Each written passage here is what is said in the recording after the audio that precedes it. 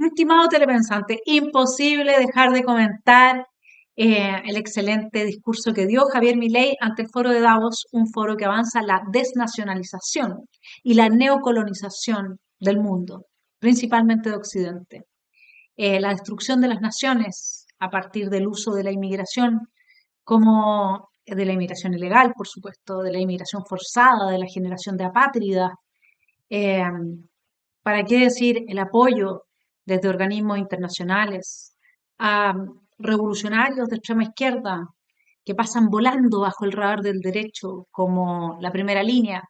Todos estos organismos internacionales capturados, ¿no es cierto?, por la extrema izquierda que quiere desmantelar el capitalismo, que es neomalthusiana, que cree que no podemos seguir creciendo económicamente, que el planeta en algún momento va a colapsar.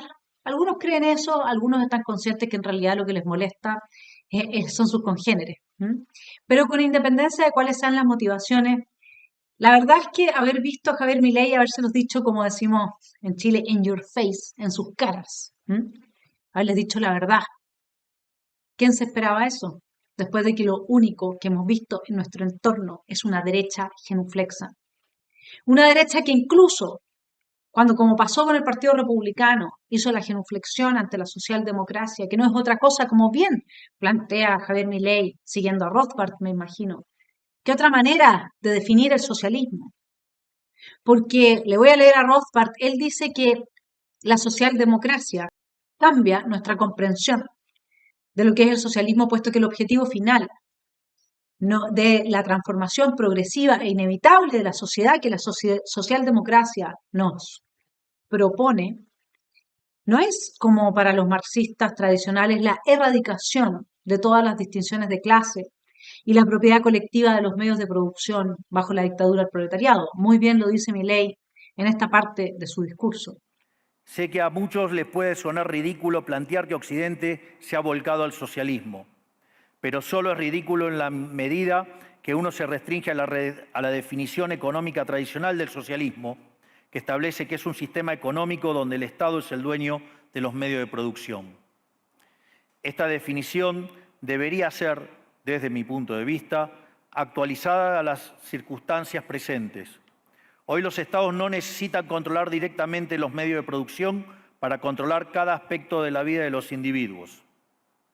Con herramientas como la emisión monetaria, el endeudamiento, los subsidios, el control de la tasa de interés, los controles de precios y las regulaciones para corregir los supuestos fallos de mercado, pueden controlar los destinos de millones de seres humanos.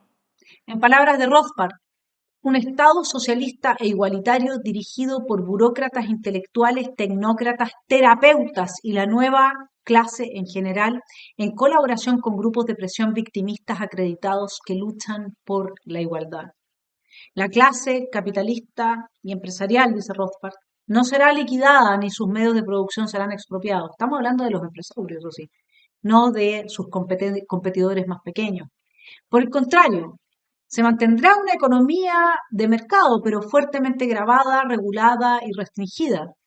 Citamos de nuevo a Rothbard, el intelectual de cabecera, Murray Rothbard, de Javier Milei y de los libertarios. Los socialdemócratas se dan cuenta de que es mucho mejor para el Estado socialista retener a los capitalistas y una economía de mercado truncada para ser regulada, confinada, controlada y sometida a los mandatos del Estado. ¿Ah? ¿Un mandato sobre la base de qué? ¿Cuál es la legitimidad ahora? No, es que estamos a través del capitalismo destruyendo nuestro planeta. generando un cambio climático, un alza de las temperaturas, que si se hubiera dado como lo previó o lo predijo Al Gore hace unos años atrás, ya, digamos, el mundo habría en varias ciudades bajo el agua, etcétera, cosa que no ha pasado. Entonces, las predicciones han fallado. Y sin embargo, seguimos con estas predicciones catastróficas porque es el modo de legitimar el control global sobre todas las actividades productivas, y ese control global a lo que trae es la pobreza, la miseria. Eso es lo que trae. Entonces, de lo que se trata, el objetivo de la socialdemocracia, no es la guerra de clases, nos dice Rothbard, sino una especie de armonía de clases en la que los capitalistas y el mercado trabajen por el bien de la sociedad y del aparato estatal parasitario. Ese es el problema que nosotros tenemos acá. Y para enfrentar ese problema, es que lo primero que tenemos que darnos cuenta es que hay que atacar el colectivismo. Lo dejo con Javier Milei. Hoy estoy acá para decirles que Occidente está en peligro. Está en peligro porque aquellos que supuestamente deben defender los valores de Occidente se encuentran cooptados por una visión del mundo que inexorablemente conduce al socialismo y, en consecuencia, a la pobreza. Lamentablemente, en las últimas décadas, motivados por algunos deseos bien pensantes de querer ayudar al prójimo y otros por el deseo de pertenecer a una casta privilegiada, los principales líderes del mundo occidental han abandonado el modelo de la libertad por distintas versiones de lo que llamamos colectivismo. Nosotros estamos acá para decirles que los experimentos colectivistas nunca son la solución a los problemas que aquejan a los ciudadanos del mundo, sino que por el contrario son su causa. Dicen que el capitalismo es malo porque es individualista y que el colectivismo es bueno porque es altruista, con la ajena, y en consecuencia bregan por la justicia social. Pero este concepto que en el primer mundo se ha puesto de moda en la última época, en mi país es una constante del discurso político desde hace más de 80 años. El problema es que la justicia social no es justa, sino que tampoco aporta al bienestar general. Muy por el contrario, es una idea intrínsecamente injusta, porque es violenta. Es injusta porque el Estado se financia a través de impuestos y los impuestos se cobran de manera coactiva. ¿O acaso alguno de nosotros puede decir que paga los impuestos de manera voluntaria? Lo cual significa que el Estado se financia a través de la coacción y que a mayor carga impositiva, mayor es la coacción, menor es la libertad. Cuando oímos a Javier Milei, pareciera que le habla a gente que él cree está convencida de querer superar la pobreza. Pero la verdad, mi estimado telepensante, que cuando usted analiza el ODS de la superación de la pobreza en la Agenda 2030 y ve que está vinculado estrechamente con la ideología de género, es decir, con el aborto, se da cuenta de que esta gente quiere reducir la pobreza a partir de una reducción de la población, es decir, que los pobres no se reproduzcan.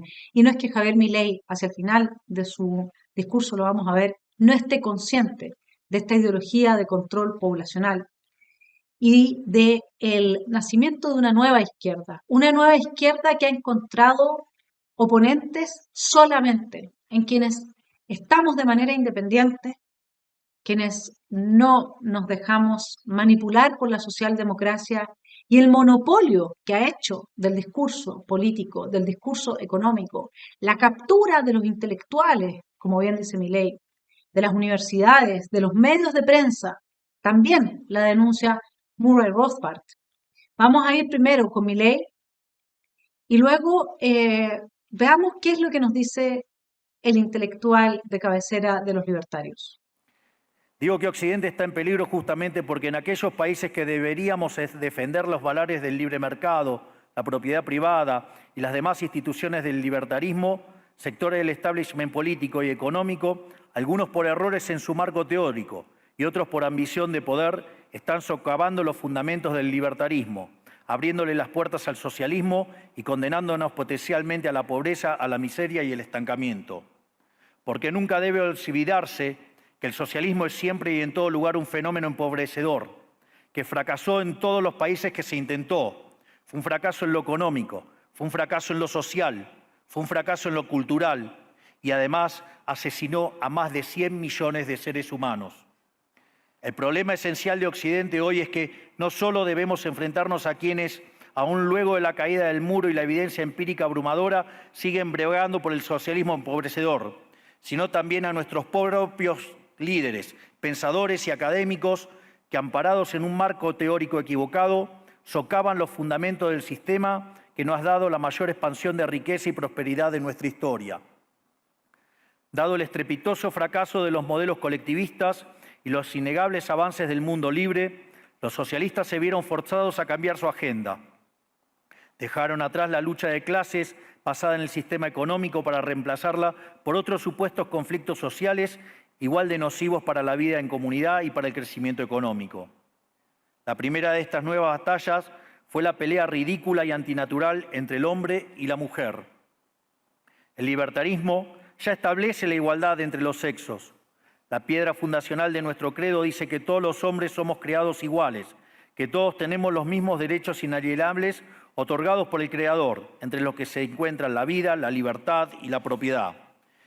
En lo único que devino esta agenda del feminismo radical es en mayor intervención del Estado para entorpecer el proceso económico, darle trabajo a burócratas que no le aportaron nada a la sociedad, sea en formato de ministerios de la mujer o organismos internacionales dedicados a promover esta agenda. Otro de los conflictos que los socialistas plantean es del hombre contra la naturaleza. Sostienen que los seres humanos dañamos el planeta y que debe ser protegido a toda costa, incluso llegando a abogar por mecanismos de control poblacional o en la agenda sangrienta del aborto. Rothbard nos dice que la socialdemocracia no solo sigue entre nosotros en múltiples variables, sino que ha conseguido definir todo nuestro respetable espectro político, desde la victimología avanzada y el feminismo en la izquierda hasta el neoconservadurismo en la derecha. Y lo vemos en Chile, ¿no? Hay un solo discurso, el de la socialdemocracia. Creen en el colectivismo, en la intervención del Estado como el nuevo Dios. Ni siquiera la gente que cree en Dios se da cuenta que está perdiendo en su práctica religiosa el carácter monoteísta de dicha práctica, porque idolatran al Estado. Esas son palabras nietzscheanas mías.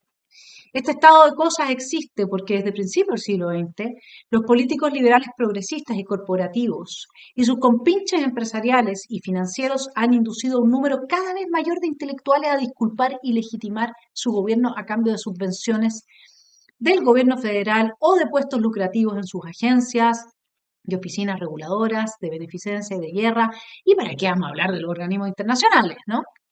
Lo que Rothbard llama un monopolio de la función de modelar la opinión. Eso es lo que estamos viendo. Se ha concedido así una clase privilegiada, este monopolio, que es no solo privilegiada, además es mimada, fíjese usted. Y hoy constituyen un enjambre de intelectuales, académicos, científicos sociales, tecnócratas, científicos políticos, trabajadores sociales, periodistas y medios de comunicación en general. Veamos qué es lo que nos dice Klaus Schwab. ¿Quién es Klaus Schwab? Bueno, Klaus Schwab es el presidente del Foro Económico Mundial, una organización que creó él solito, ¿no es cierto? Miren cómo él se refiere a los libertarios. Have this anti-system movement. What we are seeing is a revolution against the system. So fixing the present system is not enough. Now there is, of course, an anti-system which is called libertarianism, which means to tear down everything which creates some kind of influence of government into private lives. It's dismantling the system. Bien, él también es uno de los principales rostros, ¿no es cierto?, del foro de Davos, donde estaba Javier Milei, y creo que es la primera vez que alguien les habla con la verdad a toda esa gente de corte fascistoide que hace alianzas con el poder político para beneficiarse de las reglas al interior de cada país y que avanza una desnacionalización de nuestras naciones. ¿Qué es lo que significa eso? Una destrucción de cierta forma de vida, de cierto mundo común. en el que participan personas de distintos orígenes, pero que compartimos ese mundo común. Bien, esa desnacionalización que trae aparejada una neocolonización. ¿De qué? Del gobierno mundial. Ya vivimos cómo sería el gobierno mundial con la pandemia. Ese fue el experimento social, más allá de que haya habido razones fundamentadas para tomar ciertas medidas. Está claro que muchas medidas fueron nada más que un experimento de dictadura, de control social, estilo chino, implementado en todo Occidente y aceptado y legitimado por todos estos tecnócratas intelectuales que también legitiman una serie de interpretaciones respecto de, por ejemplo, el cambio climático. Tenemos en Chile el caso de Klaus Schmidt-Hebel, que acaba esta semana de publicar una muy interesante columna con varios aspectos positivos que nosotros, en honor al tiempo, nos vamos a concentrar en estos párrafos. Dice: las democracias del mundo enfrentan una creciente fragilización y polarización interna. La política y las instituciones son debilitadas por la erosión del centro político y la consolidación de extremismos de izquierda como eh, Mélenchon, Podemos, Die Linke, y de derecha, Le Pen, Vox, AfD, Orbán. Aquí el desafío es derrotar las opciones políticas de partidos extremistas y candidatos golpistas, y pone entre paréntesis a Trump, y fortalecer las instituciones democráticas. Y luego va con el tercer desafío, que es el desafío global más importante, dice él, de todos: la mitigación y adaptación a la gran catástrofe ambiental global, amplia, destructiva y aguda. Esta es causada exclusivamente, dice él, por el ser humano. Pero seguimos subestimando su gravedad. Uno de los 5 impulsores directos de la cagada es el cambio climático. En 2023 el aumento de la temperatura global fue de 1,45, que era la meta como valor máximo para el año 2050, dice. O sea, nos estamos acercando al fin del mundo si es que no implementamos, por ejemplo, el cambio de matriz energética en Chile, como lo proponía el proyecto de extrema izquierda, apoyado por la derecha y por toda la socialdemocracia para nuestro país. Si realmente la gran cagada fuera tan grande, primero que todo preguntarle a Klaus Schmidt-Hebel, que es un economista muy famoso, muy respetado, y quien sin duda sabe mucho de economía, pero creo que de política y geopolítica no sabe tanto. ¿Por qué no hay, le pregunto yo a él, por qué no hay una presión inmensa sobre China y sobre Estados Unidos, que son los dos principales emisores del CO2? Primera pregunta, o sea, si de verdad esta es una gran cagada, si en serio nos estamos acercando el 2050 con ese nivel de temperatura, y se decía que el planeta iba a cambiar su geografía, digamos. ¿Por qué no va, estimado Klaus, a ver cuáles eran las predicciones que se hacían en el New York Times, el Washington Post, entre la década del 70 al 80? Decían que nos íbamos a congelar.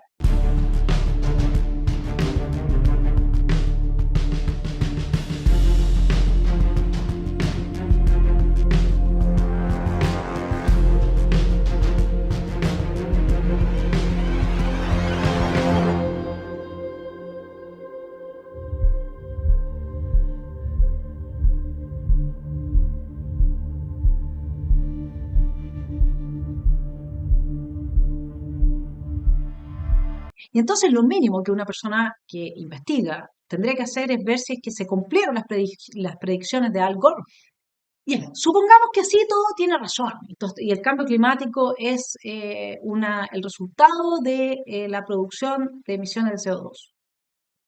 Bien, ¿por qué los dardos no van hacia los principales productores del CO2? ¿Y por qué obligan a pequeños países que prácticamente son irrelevantes a cambiar su materia energética y a desarrollar e implementar una serie de medidas de crecimiento y de destrucción de su economía, sobre la base neomalthusiana de que la existencia del ser humano estaría dañando el planeta? No sé cómo no se dan cuenta que esta es una religión. Porque más allá que fuese cierto, si efectivamente fuese cierto, tendría que estar todo el mundo amenazando a China con un ataque nuclear en caso de que no cambie su materia energética. ¿No le parece a usted, mi estimado telepensante, o a Estados Unidos? O a la India. Pero no, vienen por Chile. Van por Uruguay, por Paraguay, por países así. Eso se llama neocolonialismo. Eso es la destrucción de la soberanía de los distintos estados-nación y el control absoluto de sus recursos naturales. Vamos con Javier Milei, que también lo sabe perfectamente. Lamentablemente, estas ideas nocivas han pregnado fuertemente nuestra sociedad. Los neomarxistas han sabido cooptar el sentido común de Occidente. Lograron esto gracias a la apropiación de los medios de comunicación, de la cultura, de las universidades y sí, también de los organismos internacionales. Este último caso es el más grave, tal vez, porque se trata de instituciones que tienen enorme influencia en las decisiones políticas y económicas de los países que integran esos organismos multilaterales. Por suerte, somos cada vez más los que nos atrevemos a levantar la voz, porque vemos que si no combatimos frontalmente estas ideas, el único destino posible es que cada vez vamos a tener más Estado, más regulación, más socialismo, más pobreza, menos libertad y, en consecuencia, peor nivel de vida. Occidente, lamentablemente, ya comenzó a transitar este camino. Occidente está en peligro, repite Javier Milei, y les advierte que vamos caminando directo al precipicio del socialismo, del colectivismo y de la destrucción de todas nuestras libertades y de nuestra prosperidad, sobre la base justamente de la creación de nuevos antagonismos, como usted lo oyó. Uno de ellos es este antagonismo al que hace referencia Klaus Schmidt-Hebel, el hombre en contra de la naturaleza, como si no fuesen los países más desarrollados y capitalistas los que menos contaminan. Bueno, los desarrollados, los que han implementado tecnología. Pero acá no se trata de eso. Acá se trata de dar una pelea, como bien plantea el mismo Klaus Schmidt-Hebel. Vamos nuevamente con su columna muy tipo social, democracia, de la que estábamos criticando con Rothbard y a partir de este análisis que hace Milei en Davos, ¿no? Dice Klaus Schmidt-Hebel que el segundo gran desafío global es la fragilización y polarización interna en los países, producto del surgimiento de extremismos de izquierda y de derecha. A mí, francamente, me gustaría preguntarle a Klaus Schmidt-Hebel qué es lo que él entiende por un extremismo de derecha. Gente que cree en el Estado de Derecho y el imperio de la ley. Porque poner restricciones a la inmigración ilegal no es más que eso. ¿O me va a decir que Suiza está gobernado por gente de extrema derecha? ¿Qué es lo que es un extremismo de derecha? Exigir que aquellas voces de la ciencia que ponen en cuestión las premisas del cambio climático antropogénico sean escuchadas y tengan un espacio dentro de la discusión científica. ¿Eso es ser de extrema derecha? Le recuerdo a mi estimado economista Klaus Schmidt-Hebel que de eso se trata la ciencia, que no se puede establecer una verdad, y menos todavía cuando se establece desde el mundo político, porque entonces deja de ser verdad y pasa a ser doctrina. Y en este caso es una doctrina religiosa que pretende reemplazar el cristianismo, pero hablar de eso nos lleva más allá de los objetivos de esta columna. El ataque a los libertarios, el ataque a canales como este, el ataque a nosotros que somos la extrema derecha, de parte de los socialdemócratas, es tan radical como el que hace una señora llamada Camila Vallejo o hace el secretario general de las Naciones Unidas. Permanentemente están atacando a los partidos que estamos defendiendo el Estado-Nación, el imperio de la ley, el capitalismo, la libertad de mercado y la democracia, evidentemente. ¿Cómo me va a decir Klaus Schmidt-Hebel que no es mucho más peligrosa que la existencia de Alternative für Deutschland o de Vox, la existencia del cartel de Sinaloa? ¿No es más peligroso el crimen organizado, mi estimado telepensante? ¿Qué está pasando por la cabeza de esta gente? Me pregunto yo, porque aquí tomé su ejemplo. Pero este es un ejemplo que se aplica a todo el centro político. El centro político no es que esté siendo destruido por la emergencia de dos extremos, es que el centro político hoy día está en el extremo, de la mano con la izquierda, que quiere destruir nuestra democracia. Si no, vaya y vea la Agenda 2030, donde sale la palabra democracia. Vea las palabras de Girardi cuando analiza el mundo que viene y dice que la democracia ya, digamos, son instituciones que ya no han perdido su vigencia. Por eso él dice, yo estoy en el Congreso Futuro, porque ahí sí muevo la aguja. ¿Ah? Lo dice en la tercera. Entonces, ¿por qué la socialdemocracia ya no le habla a la democracia? Porque está atentando permanentemente contra la democracia. Nos acaban de dar un golpe de Estado en Chile hace 4 años atrás. Pero el peligro es que exista una extrema derecha, me siento identificada con eso, hablando desde las redes. Ese es el peligro. No es el narcoterrorismo en el sur. No son los carteles narcos que ya han capturado a través del modelo de la narcodictadura venezolana, bolivariana, prácticamente a toda Sudamérica. No, ese no es el peligro. ¿Se entiende? Es impresionante. Y yo lo voy a decir aquí con fuerza. Y voy a acompañar a Milei desde Rothbard. Rothbard dice, estamos comprometidos los libertarios, en el sentido más profundo, en una guerra religiosa. Sí. Y no solo cultural, religiosa. Porque el liberalismo de izquierda, la socialdemocracia, es una visión del mundo apasionadamente sostenida, una religión en el sentido más profundo, sostenida por la fe. La visión de que el objetivo innegable de la historia es un mundo perfecto, un mundo socialista, igualitario, un reino de Dios en la tierra. ¿Sabe lo que eso significa, mi estimado telepensante? Eso significa ingenieros sociales, metidos en su vida, justamente lo que Klaus Schwab le reconoce al libertarianismo. Vamos de nuevo con la breve imagen de él. Libertarianism, which means to tear down everything which creates some kind of influence of government into private lives. It's dismantling the system. Sí, los libertarios no queremos al Estado y a los ingenieros sociales metidos en nuestra vida privada. Y lo que hace con todos sus indicadores, la Agenda 2030 y todo este plan global, no es reducir las emisiones de CO2 de forma sustantiva, que se supone que ese sería el proyecto. Lo que hace es despoblar el mundo. Lo que hace es destruir nuestras libertades. Porque como le digo, si se tratase de las emisiones de CO2, ¿por qué no están todos presionando a China? No, se trata de despoblarnos.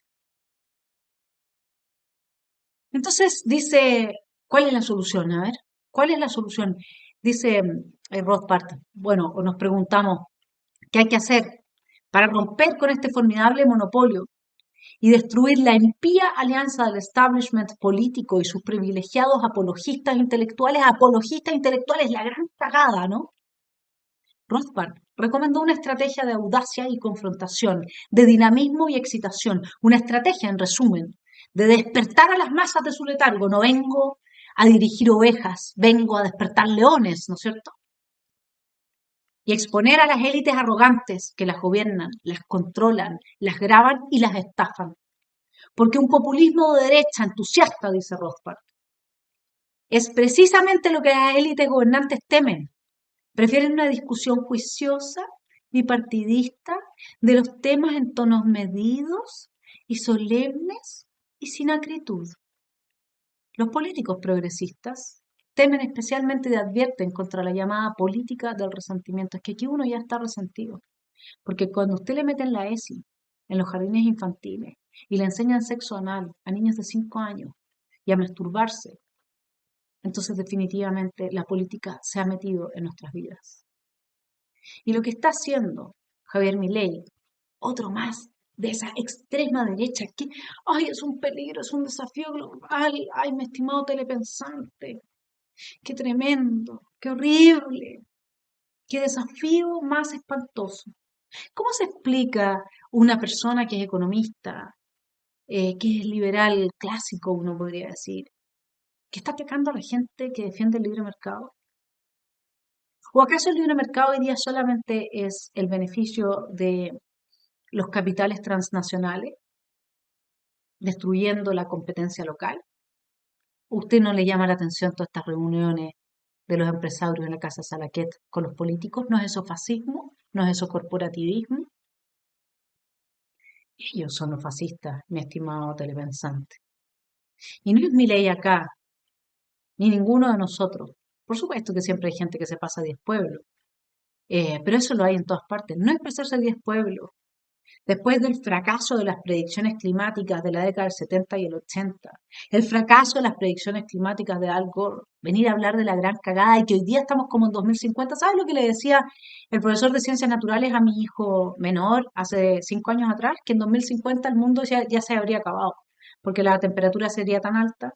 O sea, esa es la temperatura que tenemos ahora.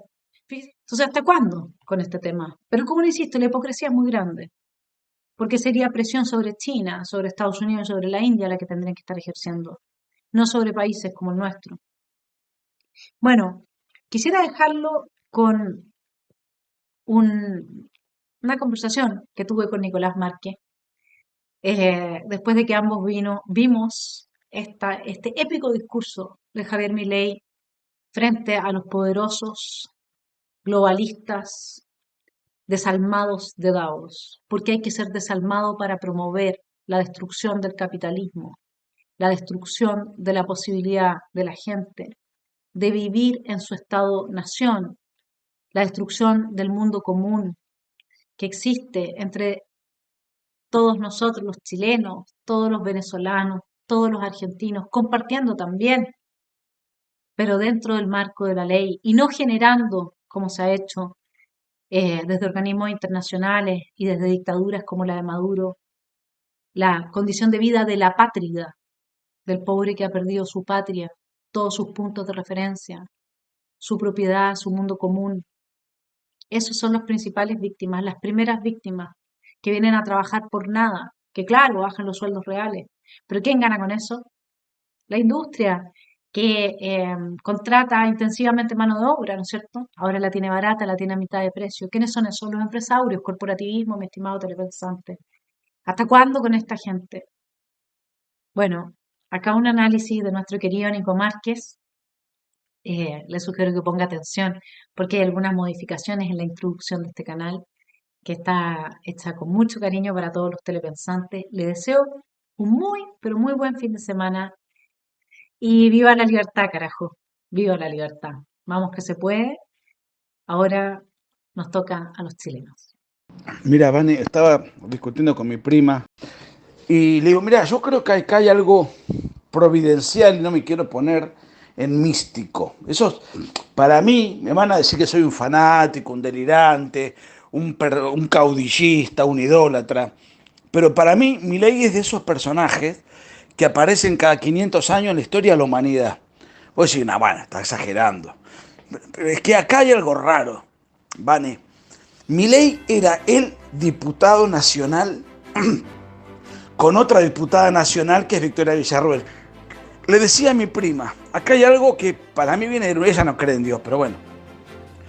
¿Cómo puede ser que Milei, que no tiene un intendente, no un gobernador en toda la Argentina, no tiene un intendente de las... Yo calculo que debe haber en Argentina 2000 intendencias. Creo que después de la elección tiene 5, pero de pueblitos así chiquititos. Y su estructura era él y una diputada, su hermana, 4 perros y los amigos, que hacíamos guerra cultural en las redes. Y le gana a toda la partidocracia que puso toda la pornografía estatal para financiar un descalabro, comprar periodistas, punteros, territorio, votos, fiscales. Solo contra todo le gana. O sea, el tipo no tiene un gobernador, Vane, no tiene nada. Tiene un bloque ahora de 30, 40 diputados sobre 250. Y los metió ahora, si tenía uno.